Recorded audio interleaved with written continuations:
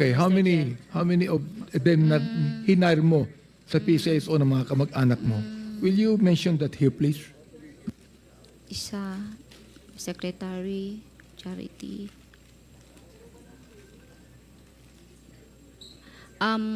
One po as my secretary, private secretary. And then yung isa po is parang executive assistant 3. Yung isa po is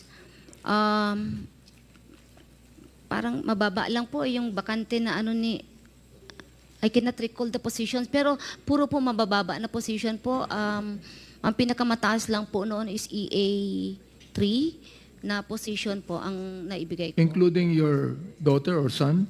I don't have a son, Mr. Chair. My daughter, as confidential agent, for a few months lang po yun. After I took her back from US, kasi kinustudi ko na siya, sabi ko, para may trabaho ka, then I'll hire you. So bakit mo binigyan ng trabaho sa PCSO yung mga kamag-anak mo? Mr. Chair, wala naman sigurong hindi mag-hire ng kamag-anak kasi the position po is trust and confidence. Like secretary, private secretary, I need someone I trust. Like siguro driver, I need someone I trust. And there are positions na allowed naman. Pero kung trust and confidence po, meron po, yun lang ang binigay ko. The rest na I need professionals like lawyers, professionals. I hired lawyers and professionals. And there are also positions that I publish. I ask the HR to hire outside at mamili because gusto ko galing sa labas at qualified talaga for the position. Okay, ganito, no? You said that there are 3 levels of payments and rewards sa tinatawag nating Davao model. Tama?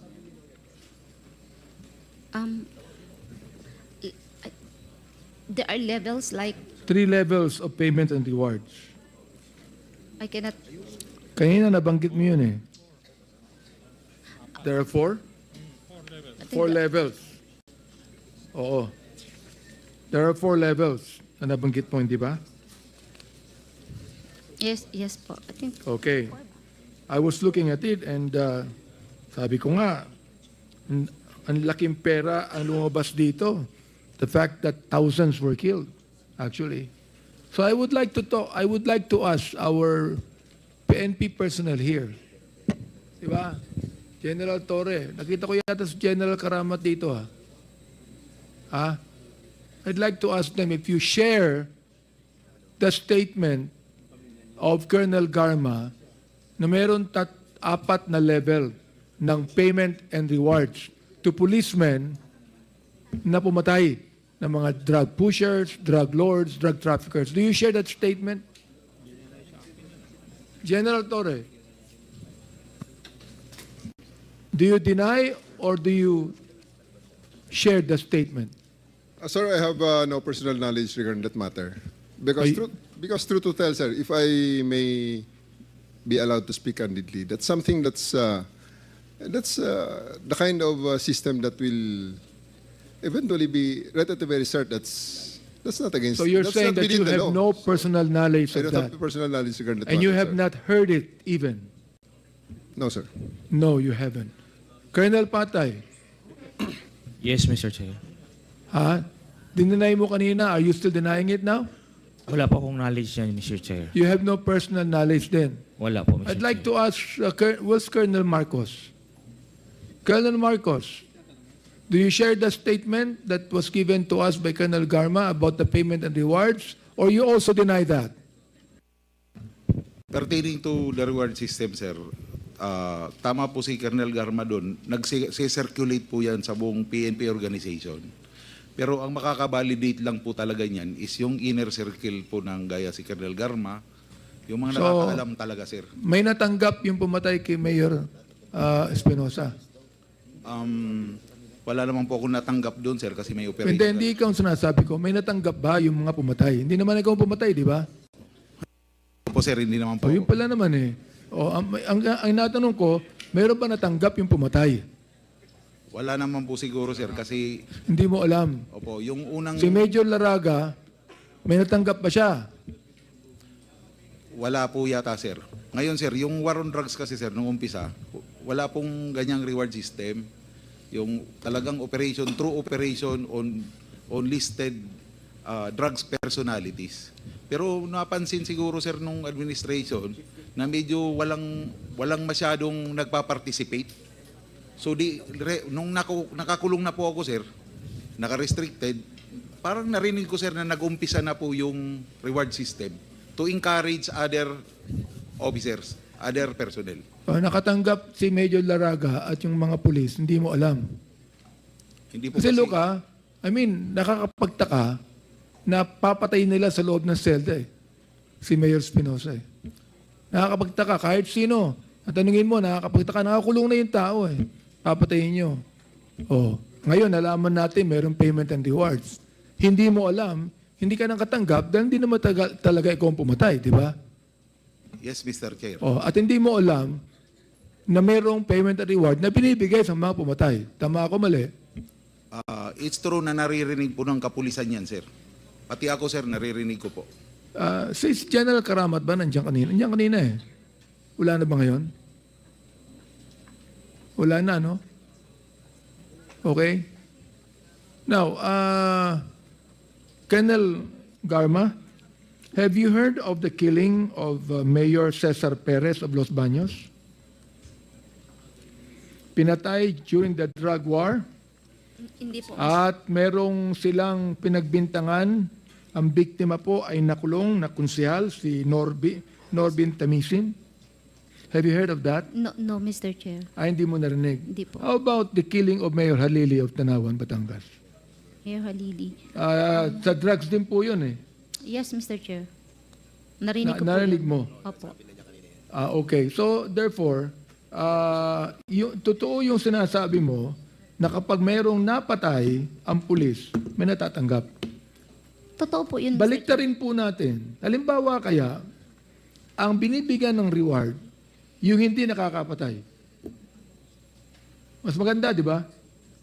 Yung bibigyan ng reward, yung imbis na papatayin, hinuhuli, kinukulong, Sana- at kinakasuhan. Sana- Di ba mas maganda yung ganon? Yes po, yun na-file sana ng kaso. Siguro tapos konti lang ang namatay. Tama ba ko, Colonel Marcos? Am I right? Siguro konti lang ang namatay, ang pinatay. Kung walang payment and reward, konti lang ang pinatay. It's possible, Mr. Chair. Possible.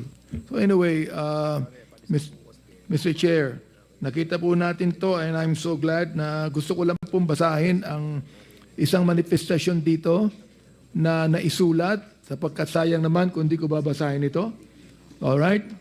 Itong Davao model ng payment and reward system ay nakakatakot at talaga namang inaabuso. Kung tutuusin, ang reward system ay maghihikayat sa mga pulis na pumatay upang makuha ang reward nila na pera. Tulad po ng sinabi ng aking kasama dito si Congressman Romy Acop. Tulad po na nabanggit ni Congressman JJ na ito yung love of money. Ibig sabihin, Mr. Chair, walang pinagkaiba ang reward system na ito doon sa mga drug pusher na kumukuha ng pera dahil sa droga. Ito naman, kumukuha ng pera dahil nakakapatay. Walang pinagkaiba, mga kaibigan. At sino bang ayaw makakuha ng pera? Kapansin-pansin din na ang laki ng discretion ng mga pulis. Dahil on a mere suspicion, pwede silang pumatay at yung suspect ay hindi man lang binigyan ng pagkakataon mag-explain or ilaban ang kanyang sarili.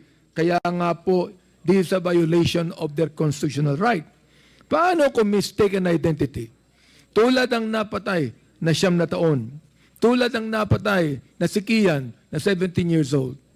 Ito ay mga mistaken identity. Paano kung galit lang sa iyo ang isang pulis at bigla ka na lang sinama sa listahan ng suspect? Paano kung nagkataon parehas kayo ng pangalan? Ang daming mali sa sistema na ito. At ang pinakamalala, walang reward ang apprehension o paghuli ng suspect. Kung gusto mo ng pera, patayin mo ang suspect.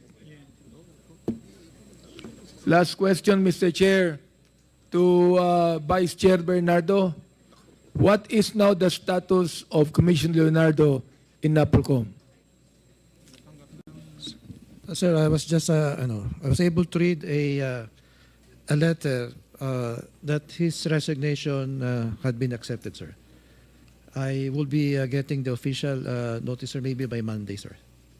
So you will not anymore charge him administratively? Last week, sir, I convened the remaining commissioners, and I was asking if we would be reporting to the Office of the President through the SILG that we are supposed to recommend the conduct of administrative investigation.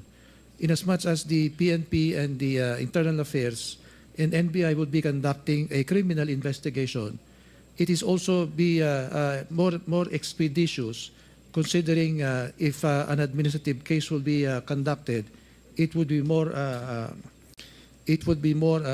quicker, considering the evidence necessary would be substantial evidence, sir. But we were being told that he tendered his resignation, and I was asking my colleague, I was outvoted that they suggested to wait for developments. But personally, I would like to file administrative case. Thank you, Mr. Chair. That ends my interpellation and manifestation. Maraming salamat po sa inyo.